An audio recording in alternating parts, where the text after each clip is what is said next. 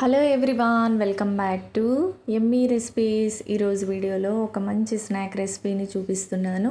ఈ స్నాక్స్ని చేసుకోవడం కూడా చాలా ఈజీ. 10 నిమిషాల్లో ఈ స్నాక్స్ని చేసేసుకోవచ్చు.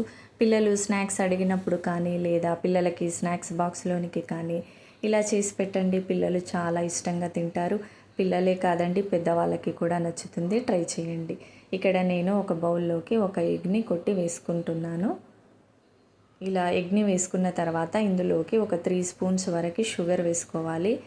అలాగే ఒక స్పూన్ ఆయిల్ కూడా వేసుకొని ఈ షుగర్ అంతా కూడా కరిగేంత వరకు బాగా బీట్ చేసుకోవాలి. ఇలా బీట్ చేసుకున్న తర్వాత ఇందులోకి 1 కప్పు మైదా పిండి వేసుకోవాలి. అలాగే ఇందులోనికి బేకింగ్ సోడా కానీ బేకింగ్ పౌడర్ కానీ కొద్దిగా వేసుకోవాలి. ఇందులోకి కలోంజీ సీడ్స్ వేస్తున్నాను నేను. మీ దగ్గర లేకపోతే నువ్వులనైనా వేసుకున్నా కూడా బాగుంటుంది టేస్ట్. ఇలా వేసుకొని ఇప్పుడు చేత్తో ఈ పిండినంతా కూడా కలుపుకోవాలి. ఇలా పిండినంతా కూడా బాగా కలుపుకోవాలి.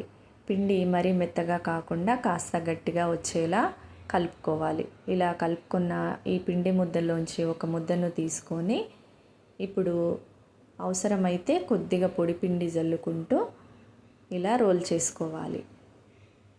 ఇలా రోల్ చేసుకున్న తర్వాత ఇప్పుడు సైడ్స్కి ఎక్స్ట్రాగా ఉన్న ఈ పార్ట్ని కట్ చేసేయాలి. ఇలా కట్ చేసుకొని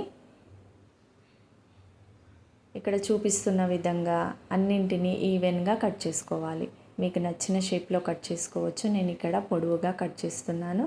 ఇలా కట్ చేసుకొని అన్నింటినీ ప్లేట్లోకి తీసుకోవాలి. ఇలా తీసుకొని ఇప్పుడు వేడి ఆయిల్లో ఒక్కొక్కటిగా సరిపడినన్ని వేసుకోవాలి. ఫ్లేమ్ని మాత్రం సిమ్లోనే ఉంచాలి, లేదంటే త్వరగా మాడిపోతాయి. కాబట్టి 2 వైపులా మంచి కలర్ వచ్చేంత వరకు ఇలా గోల్డెన్ కలర్ వచ్చేంత వరకు ఫ్రై చేసేసుకొని ప్లేట్లోకి తీసేసుకోవాలి. అంతేనండి, ఎంతో క్రిస్పీగా టేస్టీగా స్నాక్స్ రెడీ అండి. చాలా టేస్టీగా ఉన్నాయి. ఈవినింగ్ టైంలో టీతో పాటు తిన్నామంటే చాలా బాగుంటుంది. ట్రై చేయండి.